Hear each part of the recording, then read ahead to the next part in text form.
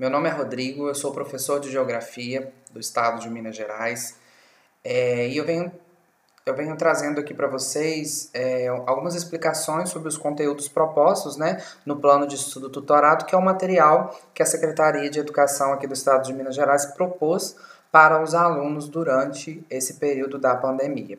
Então nós vamos começar a semana 1 do ciclo 2 de Geografia, que já é a segunda apostila, né, o segundo PET que a Secretaria de Educação já forneceu para os alunos. O tema dessa semana é o seguinte: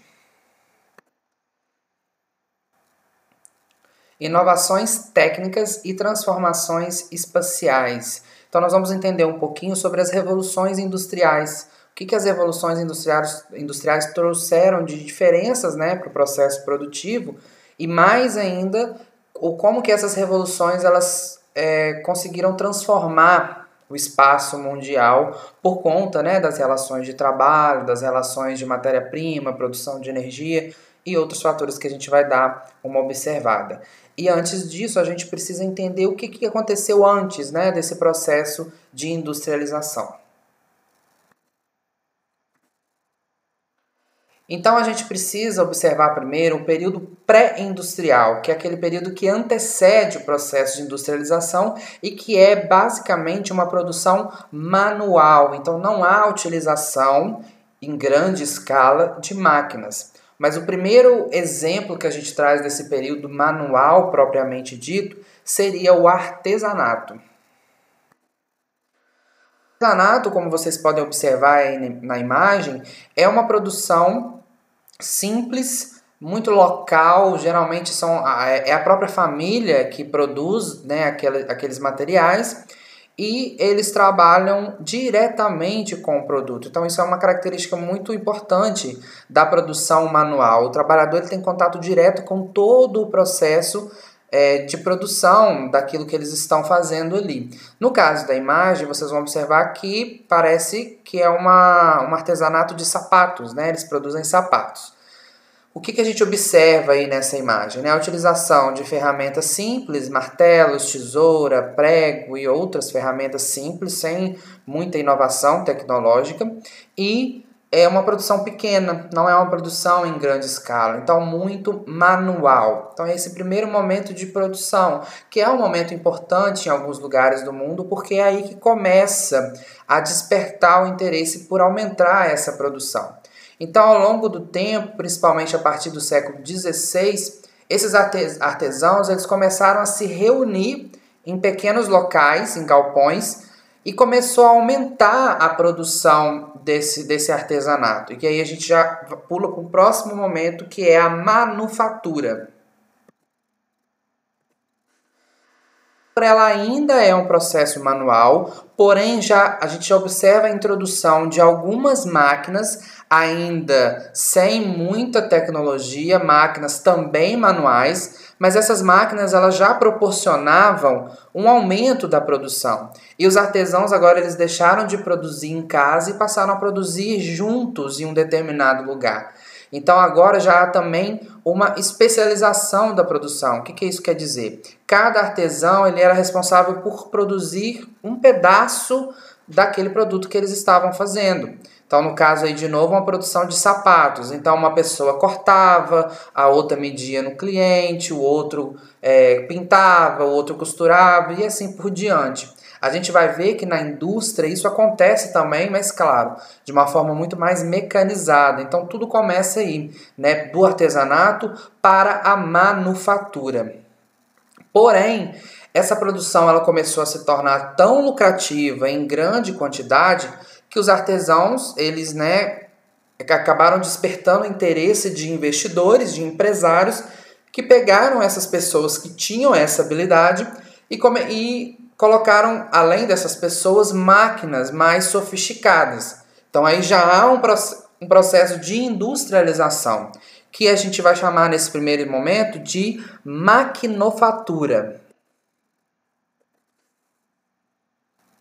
A maquinofatura, ela é uma produção efetiva através das máquinas e aí sim um processo industrial. Então na maquinofatura a gente já vai ter a introdução de máquinas com um certo combustível, uma máquina que não é tão manual como as outras anteriores, e isso aumenta substancialmente a produção. Então, na maquinofatura, a gente já vai observar o processo de industrialização. Mas por que a gente chama então de revolução industrial e não de maquinofatura? A maquinofatura é justamente essa transição, né, da manufatura para o processo industrial. É quando há a introdução de máquinas mais sofisticadas para o aumento da produção.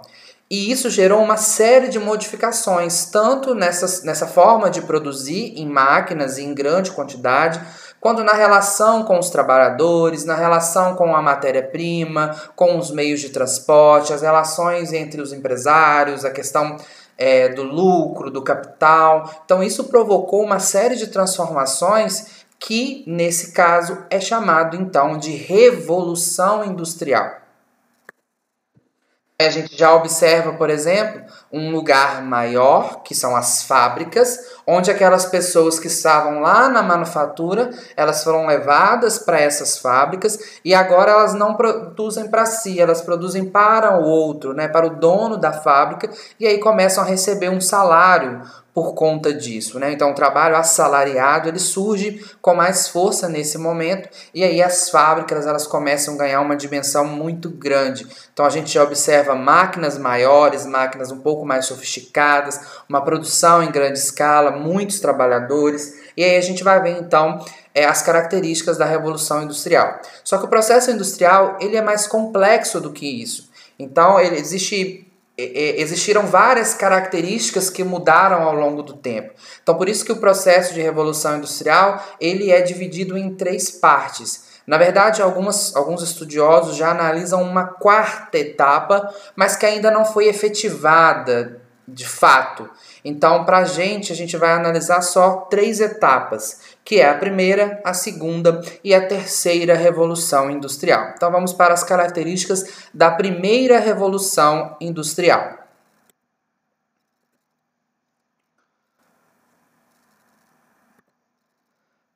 A revolução industrial, então, ela vai acontecer após aquele processo de manufatura que eu falei que foi lá por volta do século XVI. Então, entre o século XVI e o século XVII, houve o avanço da manufatura até se tornar a maquinofatura. E aí, a partir do século XVIII até meados do século XIX, a gente tem o momento da primeira revolução industrial. Qual que é a grande invenção, a grande transformação característica da primeira revolução industrial? É a máquina a vapor. Então, a máquina ela não é mais manual, os trabalhadores não precisam mais daquele trabalho braçal para movimentar aquela máquina. Agora, um combustível, a queima de um combustível é suficiente para movimentar aquela máquina. E qual que foi o grande combustível desse momento, da primeira revolução industrial? Foi o carvão mineral, que era a fonte de energia mais abundante e conhecida naquele momento. Então, o carvão mineral vai ser esse primeiro combustível. E como que era transportado tudo aquilo que era produzido? Pelos navios e trens também a vapor. Tá? Mas a gente precisa observar que esses navios e esses trens ainda não tão desenvolvidos como a gente tem agora, né? A gente está falando aí do século XVIII. Então, a gente precisa observar essas diferenças porque a gente vai ver navios e trens também nas outras revoluções. Aí a gente tem uma característica muito importante, que é o início da divisão da produção em etapas e da especialização do trabalho. Lá na manufatura eu já falei disso, né, que os trabalhadores, os artesãos, eles já se organizavam em etapas, ou seja, aquele produto ele tinha etapas de produção e cada um exercia a sua função. Só que com a chegada da máquina a vapor, essa produção ela ficou ainda mais dividida e ainda mais especializada. E isso a gente ainda fala que é o início, porque na próxima revolução industrial, que é a segunda, isso de fato se concretiza e ganha uma amplitude ainda maior. E qual que era a questão locacional? O que isso quer dizer? Essas indústrias, elas ficavam em qualquer lugar? Não. A instalação de uma indústria, ela é baseada em fatores locacionais, para facilitar a produção e o escoamento daquilo que é produzido. Então, na primeira revolução industrial, as indústrias elas ficavam próximas às fontes de energia, no caso, né, do carvão mineral, e próximos também da mão de obra, porque na primeira revolução industrial a mão de obra ela é muito importante, porque é o início de tudo. Então ainda era uma mão de obra abundante, então ela precisava ficar perto da mão de obra. Como que eram as relações de trabalho? Como eu falei, né, a gente tem o início do trabalho assalariado, então os trabalhadores começam a receber pelo aquele serviço, porém uma relação de exploração do trabalhador muito grande. As jornadas de trabalho eram exaustivas, então aí 16 horas de trabalho direto. A exploração também de trabalho de pessoas idosas, de crianças, era muito comum nessa época. Então, apesar de ser assalariado, existia uma exploração muito grande. E onde que aconteceu essa primeira revolução industrial? Principalmente, né, ela vai ter o pontapé na Inglaterra, que é considerada pioneira. Por que a Inglaterra é pioneira? Entre vários fatores, mas os mais importantes é que a Inglaterra ela tinha uma reserva de carvão mineral grande e já conhecida, que já era explorada, então isso facilitou a instalação das indústrias. E também a Inglaterra, dentre aqueles países exploradores de novas conquistas, de novas terras, como era Portugal, Espanha, Alemanha, França e outros países, a Inglaterra ela foi a que mais conseguiu acumular riquezas por conta disso. Então, a população, os empresários, eles tinham dinheiro para investir nessas novas indústrias. Então, esse é alguns dos fatores que fez com que a Inglaterra fosse a grande pioneira da Revolução Industrial. Mas logo depois, vendo, né, o sucesso dessas indústrias, países como Alemanha, França e Bélgica também começaram a investir nessa nova forma de produzir que é a industrial. Então essas são as características da primeira Revolução Industrial. Essa é uma foto bem característica dessa primeira etapa, né, da primeira Revolução Industrial. Isso é um tear mecânico, então a produção de tecidos, de fios, ela vira mecanizada e aí a gente tem crianças trabalhando muito perto dessas grandes máquinas, né? Então o perigo, a exploração de crianças no trabalho era característico da primeira Revolução Industrial. Vamos então para as características da segunda Revolução Industrial. Seguindo a mesma linha de raciocínio, a gente tem, né, que a segunda Revolução Industrial ela vai acontecer logo na sequência, então meados do século XIX até meados do século XX.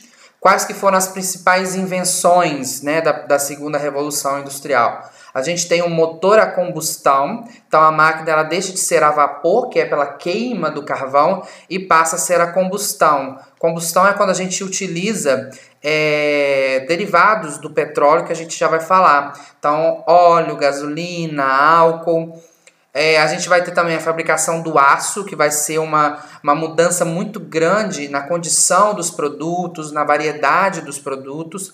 A invenção do telefone, que vai revolucionar as comunicações, facilitando também a venda dos produtos. E a lâmpada elétrica, que vai surgir nesse momento também, dando uma maior disponibilidade de energia para essas indústrias. Então, quais que vão ser as principais fontes de energia? O carvão mineral ele nunca deixa de existir, porém, o surgimento, né, o descobrimento das grandes jazidas de petróleo surge como uma belíssima alternativa para os combustíveis, porque o petróleo ele gera vários derivados, coisas que o carvão não oferece. E também temos a hidroeletricidade, que vai ser utilizado em países com grande abundância de água, como é o caso do Brasil. Como que vai ser escoado os produtos, né? Navios e trem continuam a vapor, mas também agora aparecem os derivados do petróleo como combustível, no caso, o óleo diesel, dando maior variedade, né, para os transportes. Automóveis e caminhões também ganham visibilidade nesse momento, claro que não da mesma forma que hoje, mas para o momento foi uma grande revolução, mas a maior de todas as revoluções foi a criação do avião, que também no momento não são esses aviões gigantescos que a gente tem hoje, mas proporcionou a chegada de produtos vindos cada vez mais de longe. Essa característica agora é uma característica muito importante porque é a intensificação daquilo que a gente falou da primeira revolução industrial. Então aquela divisão de tarefas, ela ganha uma proporção tão grande que ela recebe um nome, que é a linha de montagem. A linha de montagem, vocês vão observar talvez em imagens, numa prova, no Enem é muito comum aparecer esse tema através de uma imagem, que é a imagem da esteira. A esteira, ela representa essa linha de montagem. Então, o produto, ele vem pela esteira, ele para na frente de um trabalhador, aquele trabalhador é responsável por fazer uma parte daquele produto. Logo na sequência, a esteira continua e chega no outro trabalhador, que vai fazer o que lhe cabe, e assim por diante. Então, o trabalhador, a gente vai falar que ele não tem contato com toda a produção, mas a gente já vai falar disso que está no tópico mais embaixo.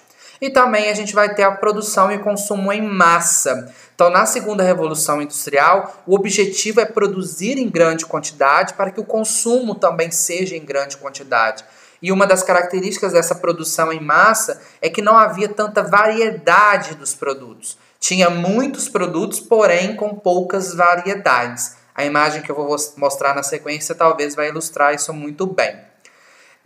A localização das indústrias na segunda revolução industrial, também a proximidade com a fonte de energia, com a mão de obra, com a matéria-prima, mas agora também é importante que as indústrias fiquem próximas ao mercado consumidor para aumentar o consumo e também próximas aos portos para aumentar a exportação. Então, vocês vão observar que a produção ela aumenta de quantidade, mas ela também aumenta de abrangência. Então, produtos que eram feitos em várias partes do mundo circulavam por outras partes do mundo. Então, isso também é um avanço significativo. E o trabalhador, ele é alienado. O que isso quer dizer? Tem a ver com a linha de montagem, né? O trabalhador, ele tinha a sua função específica. Uma pessoa alienada é aquela pessoa que vive só a sua realidade e não observa o que está acontecendo em volta. E o trabalhador na segunda revolução industrial, ele era justamente dessa forma. Ele sabia o que ele estava fazendo, ele fazia aquilo muito bem, porém ele não sabia o que acontecia à sua volta, ou seja, ele não sabia o que o outro fazia. Então, às vezes ele era responsável por apertar o parafuso lá de um carro, de alguma outra coisa, mas de fato ele não sabia o que ele estava produzindo, qual o modelo do carro, ou qual eletrodoméstico, enfim. Ele não sabia todo o processo, ele só sabia aquilo que ele tinha que fazer. Por um outro lado, foi nesse momento também que surgiram os movimentos dos trabalhadores contra aquela exploração que eu falei lá na Revolução Industrial. A exploração ela diminui um pouco na segunda Revolução Industrial, mas ela ainda acontece de uma forma muito intensa. Então os trabalhadores eles começam a se reunir, acontecem várias revoltas dentro das fábricas por conta dessa insatisfação, e a criação dos sindicatos vai ajudar nesse processo. Em que países a segunda revolução industrial chegou primeiro? A gente vai ter os Estados Unidos surgindo aí como uma nova potência. Aqueles países que eu falei anteriormente que fazem parte da Europa Ocidental, né? A própria Inglaterra, Alemanha, França, outros países, Itália vão surgir aí, Portugal, Espanha, que ficaram um pouquinho para trás também conseguem alcançar. A gente tem a União das Repúblicas Socialistas Soviéticas, que nessa época tinha uma força importante, e o Japão também surge aí como uma grande potência a partir da segunda Revolução Industrial. Essa imagem ela representa muito claro a segunda Revolução Industrial. A produção de carros ela aumenta significativamente, tá? A gente tem nomes para isso, mas não vem ao caso agora. Vocês vão observar que é uma grande quantidade de carros no estoque, porém os carros são praticamente todos iguais, é aquilo que eu falei. O objetivo era produzir em quantidade e não em variedade. Então isso é uma característica muito importante da segunda Revolução Industrial. Até que a gente chega na terceira Revolução Industrial. Quais que são as características então? Ela vai acontecer a partir de meados do século XX até os dias atuais. Então a gente ainda vive essa terceira Revolução Industrial, Quais que são as grandes inovações, né? A criação dos computadores e de tudo que está ligado à informática, a robótica, a gente vai ver que é uma indústria robotizada, e a tecnologia aeroespacial cresce substancialmente por conta da terceira revolução industrial.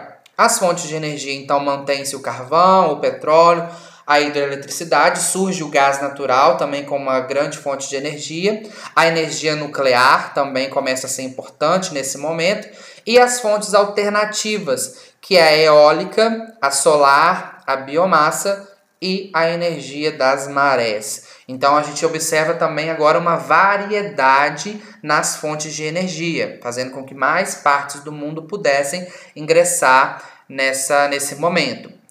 Os transportes agora são feitos por navios cargueiros, então observe que houve, né, uma melhoria na questão dos navios, os aviões de grande porte também aumentando a quantidade de produtos que podiam ser carregados, trens de alta velocidade, né, os trem-balas que existem em alguns países, automóveis e caminhões cada vez mais tecnológicos e também dutos, né, que carregam alguns produtos, óleos ou gás, né, os oleodutos ou gasodutos.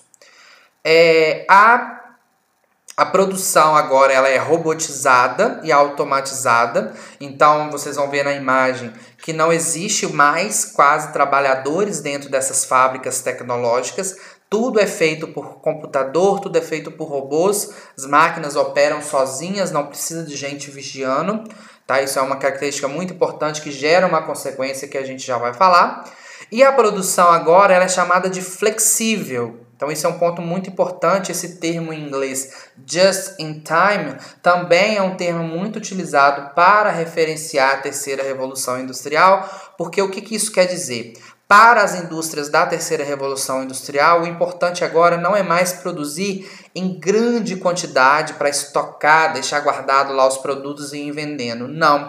A produção agora ela é por demanda. A indústria ela vai produzir o que o mercado demandar dela. Ela não vai ficar produzindo, porque isso pode acabar ficando parado lá. Agora o consumidor ele é mais sofisticado, ele quer variedade, ele quer estilizar aquele produto. Então, uma empresa de carros, por exemplo, ela tem, claro, os seus modelos base, mas quando você vai comprar um carro, você pode solicitar uma cor diferente, alguma coisa dentro do carro que não esteja naquele modelo base. Então, isso tudo é possível nessa produção flexível. A localização da indústria. A localização ela precisa gerar o baixo custo de produção. Então, onde que as indústrias se localizam? Onde o custo é mais barato. Então, onde os aluguéis, o terreno é mais barato, onde a mão de obra é mais barata, para poder deixar mais barato a produção. E por um outro lado, quando a gente fala dos setores mais tecnológicos, necessita de uma qualificação da mão de obra. Então, essa mão de obra qualificada, a robotização e a automação da produção gera o que a gente chama de desemprego estrutural. Então, essas indústrias mais tecnológicas, elas necessitam cada vez menos de pessoas trabalhando, cada vez menos mão de obra. E isso gera um desemprego que é chamado de desemprego estrutural.